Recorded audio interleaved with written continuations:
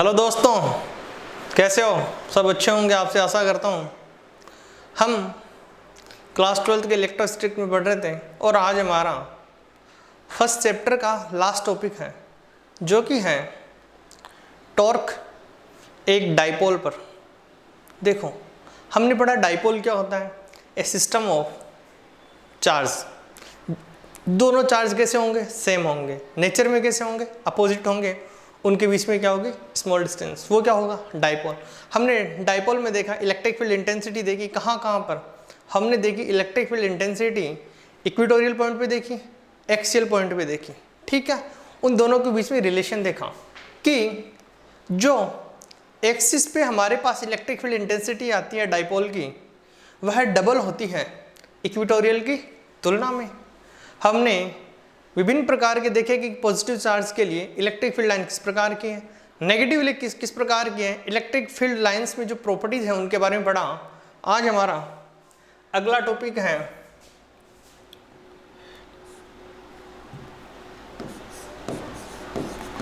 Force acting on a dipole. Force acting on a dipole in a uniform electric field। ठीक है, हमें पता है डाइपोल क्या होता है, एक system of two charges having same magnitude and opposite in nature. ये लो भाई, ये नेगेटिव चार्ज और ये पॉजिटिव चार्ज। बिल्कुल सही है। यह क्या है? यह एक डाइपोल है और हमें निकालना है एक डाइपोल पर एक्सटर्नल इलेक्ट्रिक फील्ड की वजह से लगने वाला फोर्स और टॉर्क। देखो, हम एक इलेक्ट्रिक फील्ड देखेंगे कि कुछ इस प्रकार से हैं। यदि हम माने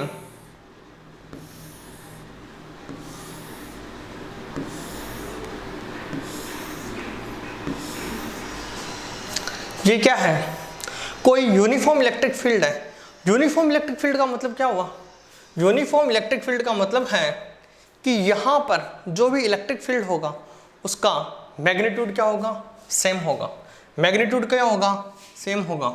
यदि हम इन लाइन को आगे एक्सटेंड करें, ठीक है, अब हमें देखना है कि हमने एक यूनिफॉर्म इलेक्ट्रिक फील्ड बना लिया। इसके बाद हम देखेंगे कि इस यूनिफॉर्म इलेक्ट्रिक फील्ड में रखा हुआ डाइपोल कहाँ पर? इस यूनिफॉर्म इलेक्ट्रिक फील्ड में रखा हुआ है, तो इस पर इफेक्ट क्या होंगे? सपोज करो ये कोई डाइपोल इस प्रकार रखा हुआ है, ये क्या है? -q और ये +q। बिल्कुल सही है, एक डाइपोल है। यूनिफॉर्म इलेक्ट्रिक फील्ड की डायरेक्शन किस तरफ होगी? तो ये होगी कुछ इस प्रकार से। देखो, अर्थात जो यूनिफॉर्म इलेक्ट्रिक फील्ड है उसकी डायरेक्शन किस तरफ होगी? यूनिफॉर्म इलेक्ट्रिक फील्ड की डायरेक्शन पॉजिटिव चार्ज से बाहर की तरफ होगी। पॉजिटिव चार्ज किस तरफ है? इस तरफ। तो इलेक्ट्रिक फील्ड किस तरफ लगेगा? इस पर, इस तरफ। ठीक है, कहाँ लगेगा? इस तरफ। ठीक है, और ये नेगेटिव चार्ज है, इस पर लगेगा इस तरफ। ये भी लगेगा, किस तरफ लगेगा? इस तरफ।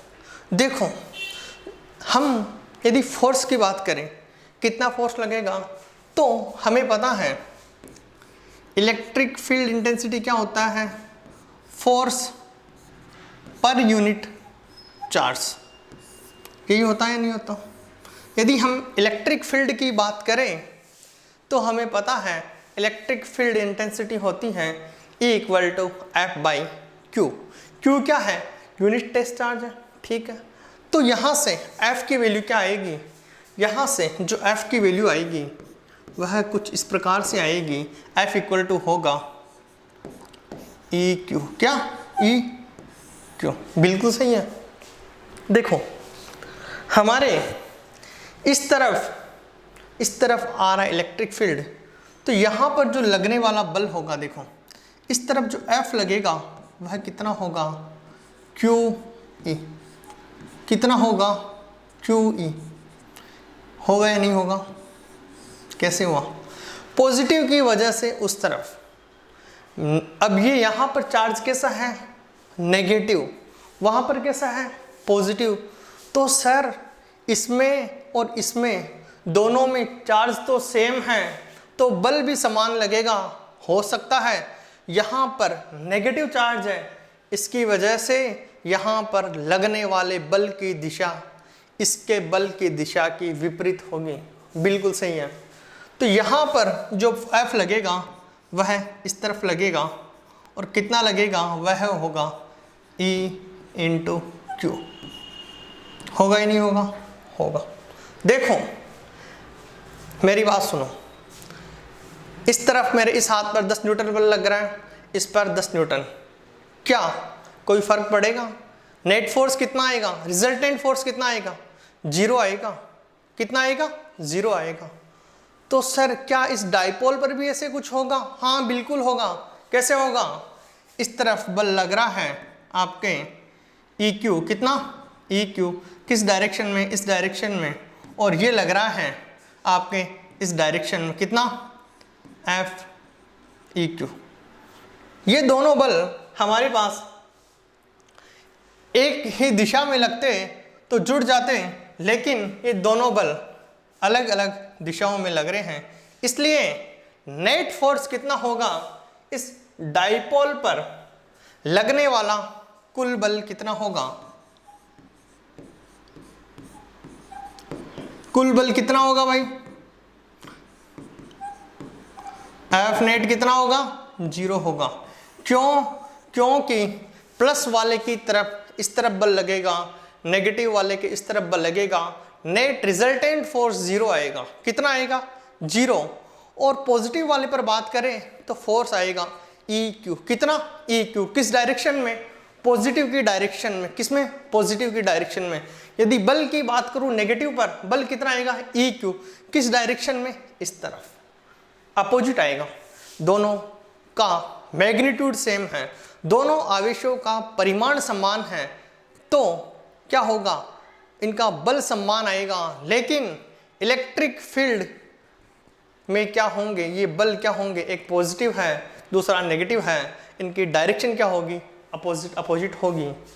तो यदि कोई डाइपोल किसी यूनिफॉर्म इलेक्ट्रिक फील्ड में रखा हुआ है, कहाँ पर, यूनिफॉर्म इलेक्ट्रिक फील्ड में रखा हुआ है। यूनिफॉर्म इलेक्ट्रिक फील्ड क्या है, जहाँ पर इलेक्ट्रिक फील्ड का मैग्नीट्यूड हर जगह सेम हो। क्या हो, हर जगह सेम हो।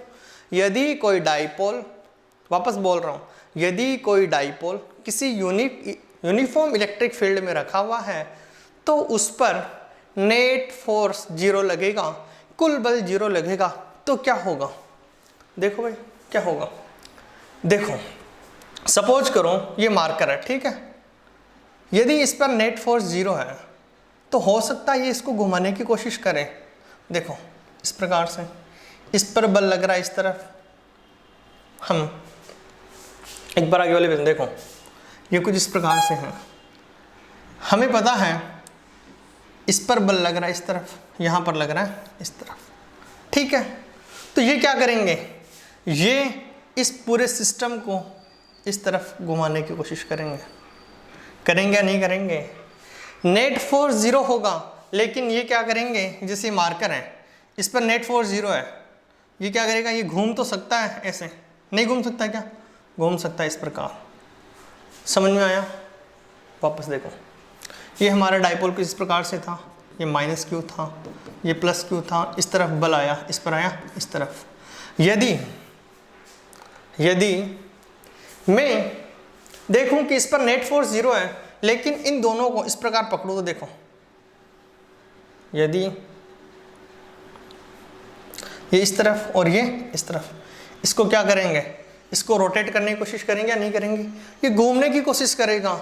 जब ये घूमने की कोशिश करेगा तो यहाँ पर एक फिजिकल क्वांटिटी जिसे हम इंग्लिश में बोलते हैं टॉर्क, क्या, टॉर्क, हिंदी में बोलेंगे आघूर्ण। क्या क्रिएट होगा? आघूर्ण क्रिएट होगा। सर ये आघूर्ण क्या होता है, समझने की कोशिश करना।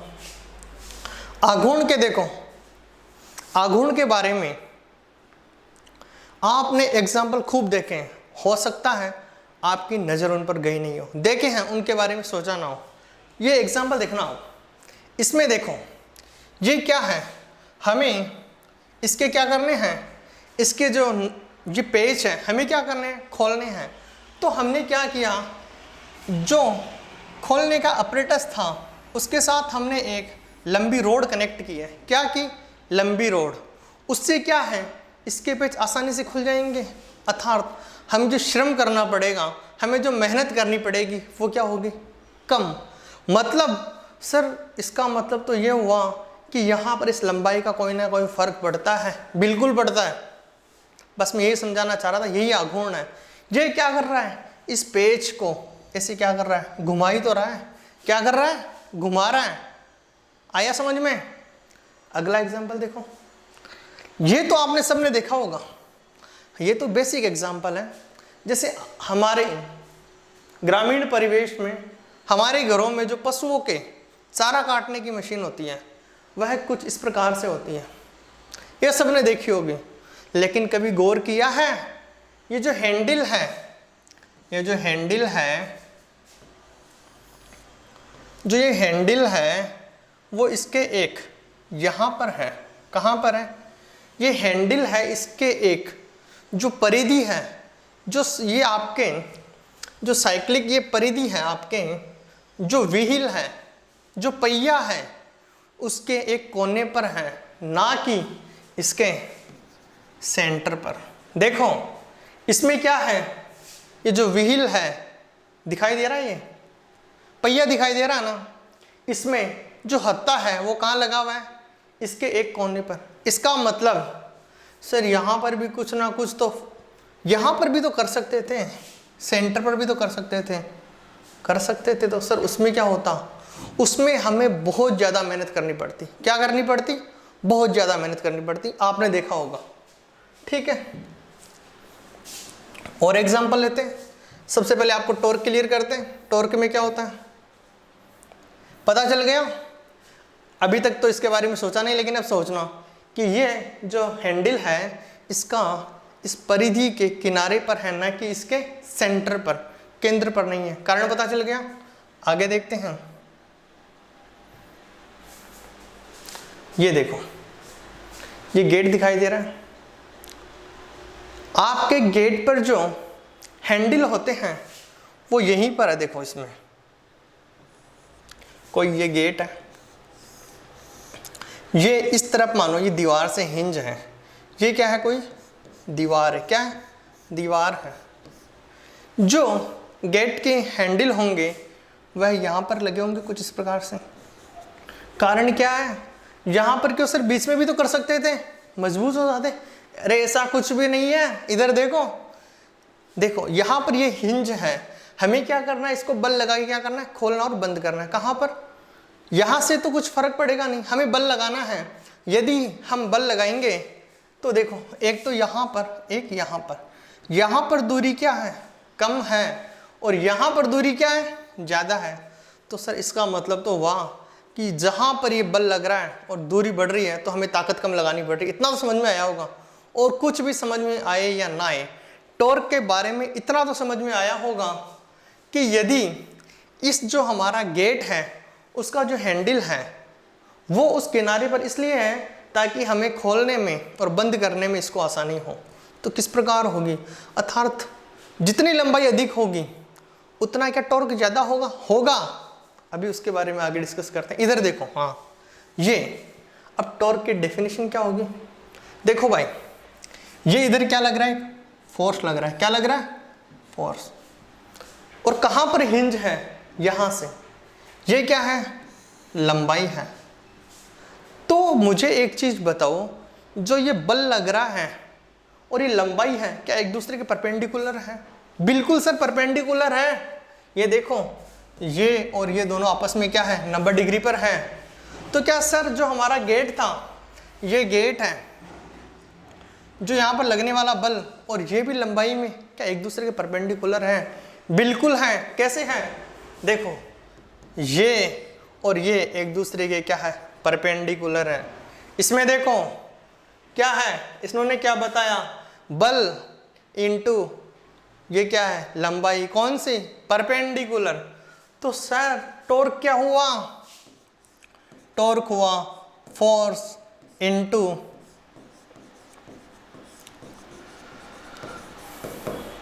Perpendicular distance.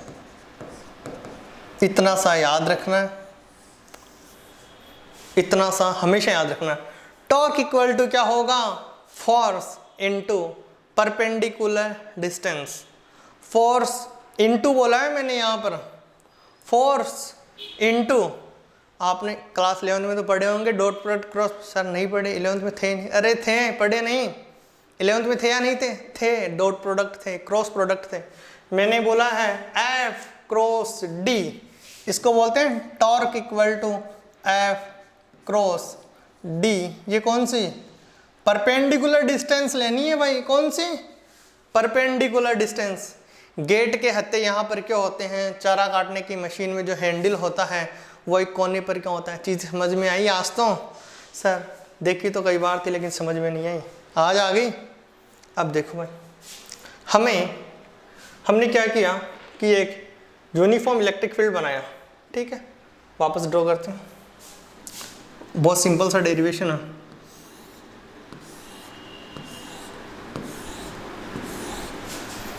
देखो ये क्या है? एक यूनिफॉर्म इलेक्ट्रिक फील्ड है। इसमें क्या रखा हुआ है? एक कोई डाइपोल रखा हुआ है। ये क्या है? Minus Q. ये क्या है? Plus Q. इस पर बल लगेगा इस तरफ, इस पर बल लगेगा इस तरफ। ठीक है, अब आपको पता है कि F इक्वल टू क्या होगा? सर F इक्वल टू हमें पता है, F इक्वल टू क्या होगा? E Q. क्या होगा? F इक्वल टू क्या होगा भाई?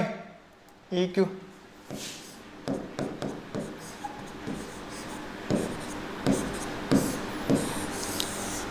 हाँ सर, आपने तो ये भी बताया था सर कि जो दोनों चार्जेस हैं टॉर्क में उनके बीच की डिस्टेंस 2a होती है, वही तो डाइपोल होता है।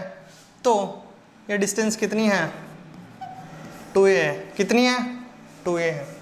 ठीक है, यहाँ तक कोई डाउट नहीं होना चाहिए। सर अब क्या करेंगे? अब हमें निकालना है इसमें टॉर्क।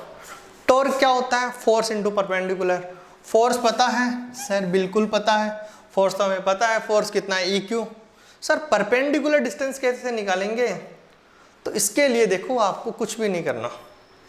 जो ये है माइनस वाला, इसको पीछे की तरफ बढ़ाना है और इसको परपेंडिकुलर कुछ इस प्रकार बढ़ाना है। हाँ तो सर अब क्या? देखो भाई, हम मानते हैं कि यदि ये एंगल क्या हो? थीटा हो। क्या हो? थीटा हो। यदि मैं इस ट्राइंगल को नाम देना चाहूँ, यदि इस ट्राइंगल को मैं नाम दूँ ए बी और सी। ए बी सी कैसा ट्राइंगल है? एक राइट एंगल ट्राइंगल है। यदि ए बी सी को मैं यहाँ पर इस प्रकार बनाऊँ, देखो भाई ये क्या है? थीटा है। ये क्या है?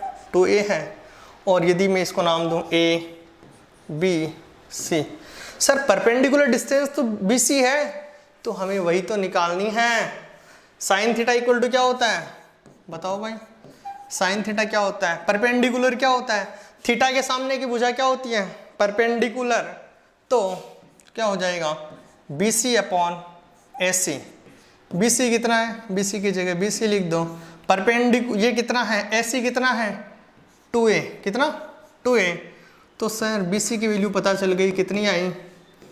2a sine theta. कितनी? 2a sine theta. यहाँ तक कोई डाउट है क्या? नहीं होनी चाहिए। बी सी इक्वल टू क्या है? 2a sine theta. Sir force पता चल गया, परपेंडिकुलर डिस्टेंस पता चल गई, तो अब क्या हम टॉर्क निकाल पाएंगे? बिल्कुल निकाल पाएंगे। कैसे निकालोगे भाई? टॉर्क इक्वल टू क्या होता है? Force into perpendicular distance. ये परपेंडिकुलर डिस्टेंस। फोर्स कितना आया, क्यू ई, कितना, क्यू ई। परपेंडिकुलर डिस्टेंस कितनी आई, 2a साइन थीटा, कितनी, 2a साइन थीटा। यहां से आपको एक चीज समझ में आनी चाहिए, यहां से आपको एक चीज समझ में आनी चाहिए। फोर्स कितना हुआ, हमारे पास जो टॉर्क की वैल्यू आई क्या वही आई, टॉर्क इक्वल टू क्या आया हमारे पास, फोर्स कितना आया, Q E into 2a sine theta, कितना, 2a साइन थीटा। सर आपने एक बार बताया था और हर बार बताते हो P इक्वल टू क्या होता है, Q इंटू 2a, बताया नहीं बताया, तो सर इसको ऐसे लिख दें, हाँ लिख दो बिल्कुल। टॉर्क इक्वल टू क्या होगा, Q इंटू 2a इंटू ई साइन थीटा। ये दोनों मिलके क्या हो गए, ये हो गए आपके P, टी इक्वल टू क्या हो गया, P ई साइन थीटा। सर P क्या है, P डाइपोल मोमेंट है, ये क्या है,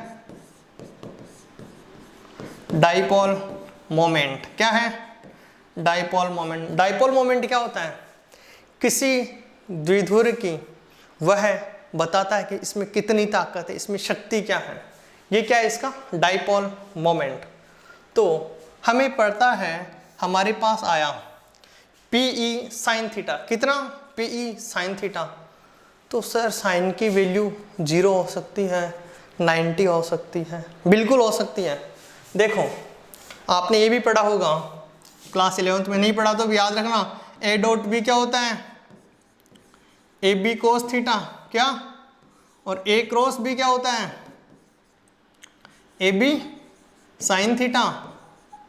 याद रखने हैं, क्लास 12th में आपके वेक्टर में भी काम आएंगे, आपके जो गणित में वेक्टर है उसमें भी काम आएंगे, 11th में भी पढ़े होंगे। तो सर ये तो इसके बराबर है, क्या इसमें सिमिलरिटी है, बिल्कुल है। तो टॉर्क क्या आएगा, ये आएगा P क्रॉस E, बिल्कुल। अब मुझे बताओ टॉर्क की इकाई क्या आएगी, हमने शुरू में लिख लिया था, टॉर्क क्या होता है, force into perpendicular distance. Force की यूनिट क्या होती है, न्यूटन, लंबाई क्या होती है, मीटर।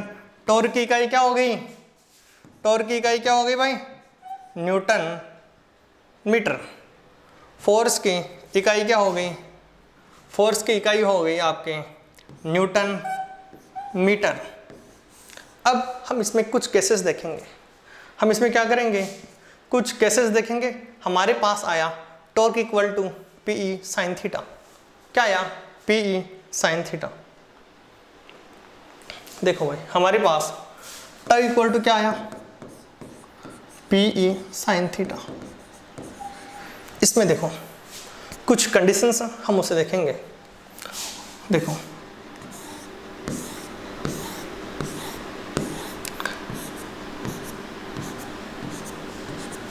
ये क्या है, एक यूनिफॉर्म इलेक्ट्रिक फील्ड है, क्या है, यूनिफॉर्म इलेक्ट्रिक फील्ड।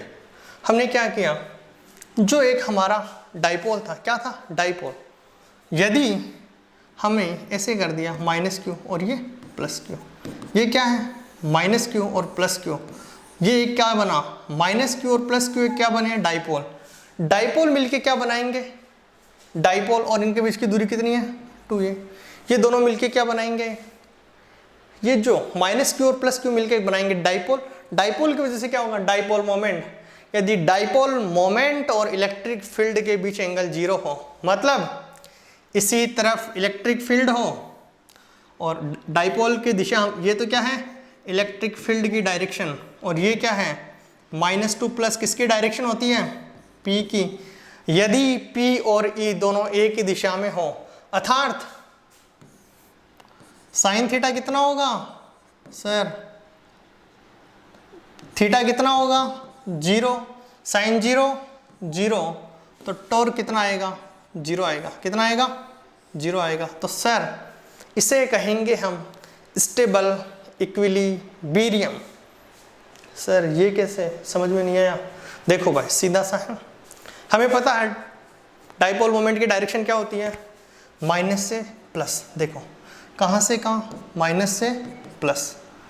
हमारे पास इलेक्ट्रिक फील्ड की डायरेक्शन भी यदि इस प्रकार है, ठीक है, दोनों की दिशा क्या हो, एक हो, तो ये क्या होगा, स्टेबल इक्विलिब्रियम। स्टेबल इक्विलिब्रियम क्या है, यदि इस डाइपोल को क्या करूं, देखो मानो ये डाइपोल है, ठीक है, इसमें ऐसे, यदि ये इस डायरेक्शन में इलेक्ट्रिक फील्ड है और इसी डायरेक्शन में क्या है इसका डाइपोल मोमेंट, मैंने इसको क्या किया, थोड़ा सा डिस्टर्ब किया, क्या इस तरफ डिस्टर्ब किया, तो ये क्या करेगा, वापस अपनी ओरिजिनल स्थिति में आ जाएगा। मतलब यदि आप सपोज करो ये मार्कर है, ठीक है, इस तरफ इलेक्ट्रिक फील्ड, इस तरफ डाइपोल मोमेंट, मैंने क्या किया, इसको थोड़ा सा ऐसे किया, क्या किया ऐसा, तो ये क्या करेगा, वापस अपनी ओरिजिनल स्थिति में आने की कोशिश करेगा, ऐसे किया, वापस ओरिजिनल स्थिति में आने की कोशिश करेगा।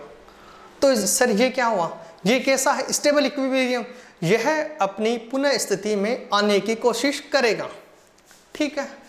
तो सर क्या इसके अलावा भी कुछ हो सकते हैं? बिल्कुल, देखिए क्या हो सकते हैं।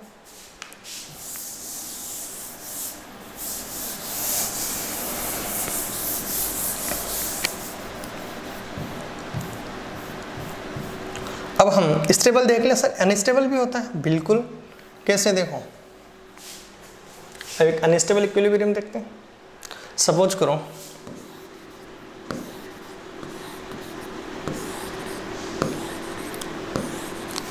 इस डायरेक्शन में इलेक्ट्रिक फील्ड है, इस डायरेक्शन में क्या है, इलेक्ट्रिक फील्ड, जो हमारा डाइपोल है वह इस प्रकार से है। अब की बार क्या है, उल्टा है, क्या है, उल्टा है, उल्टा है, मतलब एंगल कितना, यदि ये कंडीशन होगी इसे कहेंगे स्टेबल इक्विलिब्रियम। क्या, स्टेबल इक्विलिब्रियम, ठीक है। अब क्या होगा, यदि थीटा कितना हो, 180 डिग्री, कितना, 180 डिग्री, तो साइन 180 डिग्री कितना होगा, सर 0 होगा। टॉर्क कितना होगा, पीई साइन थीटा, कितना होगा, PE sine theta, torque equal to होगा पीई इंटू 0, टॉर्क होगा 0।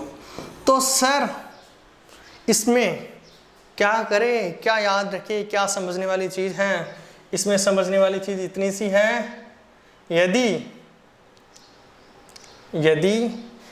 इलेक्ट्रिक फील्ड इस डायरेक्शन में है, इलेक्ट्रिक फील्ड इस डायरेक्शन में है, तो आपका जो डाइपोल मोमेंट है वह इसके क्या होगा, अपोजिट होगा। पहले वाले में क्या था, माइनस से प्लस जा रहा था, इधर इसमें क्या है, प्लस से माइनस। थीटा कितना है, 180 डिग्री, कितना, 180 डिग्री। ये कौन सा इक्विलिब्रियम है, इसे कहेंगे अनस्टेबल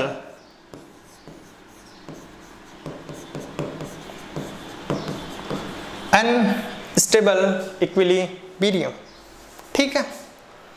सर मैक्सिमम कब होगा, देखो भाई थीटा कितना कर दे, 90, साइन 90, 1 टाई इक्वल टू, तो मैक्सिमम कितना हो जाएगा, पीई कितना हो जाएगा, पीई। कुछ भी नहीं याद रखना, बिल्कुल सिंपल सी चीज़ें हैं।